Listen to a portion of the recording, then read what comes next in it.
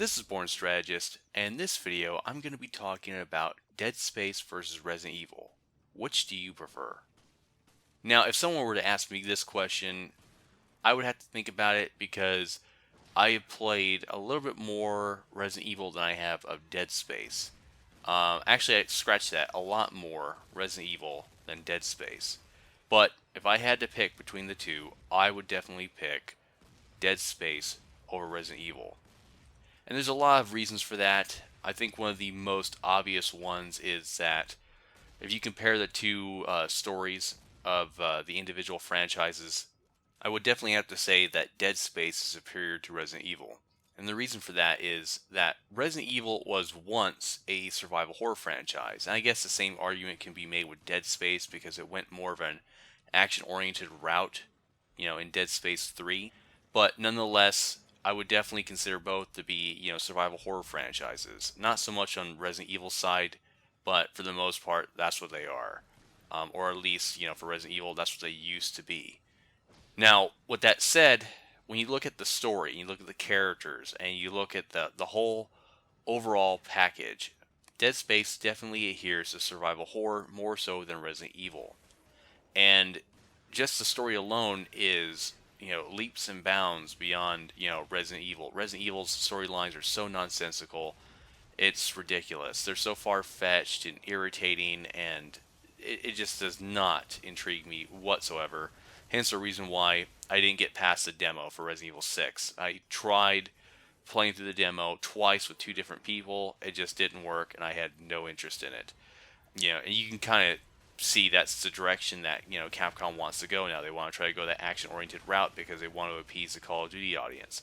And the thing is that Resident Evil does not do action as well as Call of Duty does action, or Battlefield does action, or Gears of War does action. It doesn't do a very good job with action. Granted, that may have probably been improved in Resident Evil 6 because they did have some pretty good mechanics, all things considered, but it was just too much action. And I think that's the last thing the Japanese are expecting an American to say, which was, it was too much action. I'm pretty sure they were just completely baffled, but that's what you Americans want. You guys want guns and a bunch of slimy shit to shoot, right? Shouldn't you be happy with that? And that's not at all what they got. They didn't get, a bunch of happy-pappy customers. They got a lot of people that were irritated and frustrated with the franchise. Me being one of them, because I see a lot of potential in Resident Evil. But with that said, let's move on to Dead Space now, because Dead Space isn't a perfect franchise either. Dead Space has its flaws, but for the most part, its characters are solid. Not to mention they have a pretty good weapon customization engine in Dead Space, and as a result, I would like to see it in a future Dead Space game if they make another one, because I know that they tried going the action-oriented route in Dead Space 3 so they could prove upon the amount of money that they were making because they wanted to make more. And if you don't make enough money, then you can't make another one because there's really no point to doing it. You need to remain profitable in order to make future sequels. And we'll have to see whether or not Dead Space will come back. I'm sure it will in some shape or form, but I don't think we're going to be seeing one anytime soon. Now, with Resident Evil, obviously you probably heard that Capcom is working on Resident Evil 6, which I'm sure is true. And they're probably trying to retool it, and maybe they're trying to go back to the survival horror roots. We'll see. But the thing is that Capcom, develops their games, specifically Resident Evil, in Japan. And the Japanese can't relate to you and I as Americans or Canadians or, the English-speaking culture in general. And the reason why they can't is because they're a completely different culture. They don't understand Americans. They don't like the same things that Americans or the English-speaking culture does. And as a result, they're kind of confused and baffled by what you like. They just kind of guess and they think. And you shouldn't ever say, well, I guess this is what they want, or I think this is what they want. You should know what they want. And if you don't know, then maybe you shouldn't be developing games for this, particular demographic. And as a result, you should probably give it to an American studio, which I'm sure would do a far better job than the Japanese have done.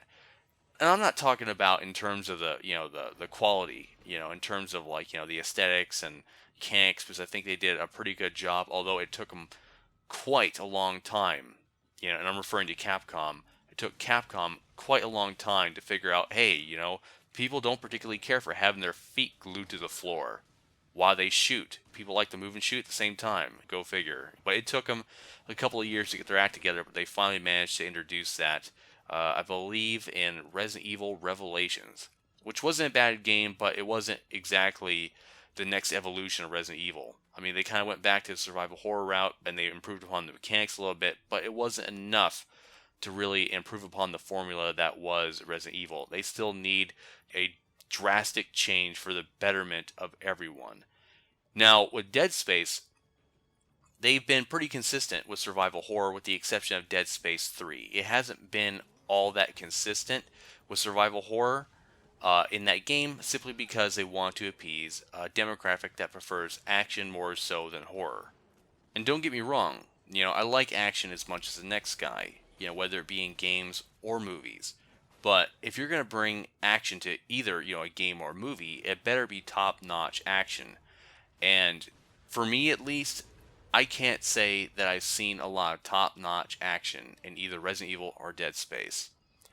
And let's face it, they're going to have a hard time competing with other games that do action better than they do. And there's a lot of them out there now. You have, Titanfall, which, a lot of people kind of dropped off of for obvious reasons. It just didn't have enough longevity.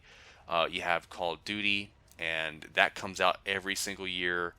You have, Halo, which comes out, I guess, every 3 years. And a couple of other shooters are going to be, mainstays, at least for a little while, such as, Destiny. And we'll see how well Evolve does. Who knows how well that does. But the point is that you have a lot of competitors, and they all do action better than you do. Do your own thing. Be your own entity. Don't try to copy what other people are doing. Just try to improve upon your formula and make it to where, it's actually interesting to the consumer. One thing that I would like to see in Alien Isolation, which is a game that has yet to release, I would like to see a multiplayer game mode that's separate from the single player campaign. For example, they were talking about there's some sort of pre-order DLC that you get with Alien Isolation, which allows you to play a mission that I guess is formed around the original cast from the original Alien, Sigourney Weaver and whatnot. That sounds great, and I'm glad they're adding that in, some additional content. But I would also like to see a multiplayer mode, because for me, at least, when I play, single-player games, I never feel as if I'm getting my money's worth. And let's be honest, more likely you're not, because most single-player games will only last you about 6 to 8 hours, maybe 12 if you push it. And to me, that's not worthy of a $60 price point. $60 American, that's not including tax. That varies from state to state. But the thing is that that's still a ripoff. If you're going to try to pump out a 6 to 12 hour campaign, then you better appropriately price it. Now, if it were up to me at least, I would go ahead and charge, $20 to $30 maximum. Now, if it were, a AAA title like Call of Duty, and I know a lot of people hate Call of Duty, but it's kind of hard to compete with Call of Duty because, think about it, they have a single-player campaign, which I know a lot of people probably don't care for, a 4-man cooperative experience, whether it be zombies or the extinction mode, which, features aliens, or the multiplayer, which I guess is kind of like the bread and butter for the majority of the Call of Duty community. And that's great because you could appease a particular group of individuals. Me specifically, I got Black Ops 1 and 2 simply because of zombies. I wasn't really even interested in the multiplayer, but it won me over. Why? Because it was a good multiplayer experience. But I digress. Now, Dead Space did a lot of things right, such as, the necromorphs, the characters, the stories. The same thing cannot be said, at least for me, with Resident Evil. Don't get me wrong, I like some of the characters, like, Wesker, and Jill Valentine, and even Chris Redfield, but they're so far-fetched and phony and unrealistic, it kind of detaches you from having any type of connection with the character. If you don't have a connection with the character, then you're going to lose interest in them.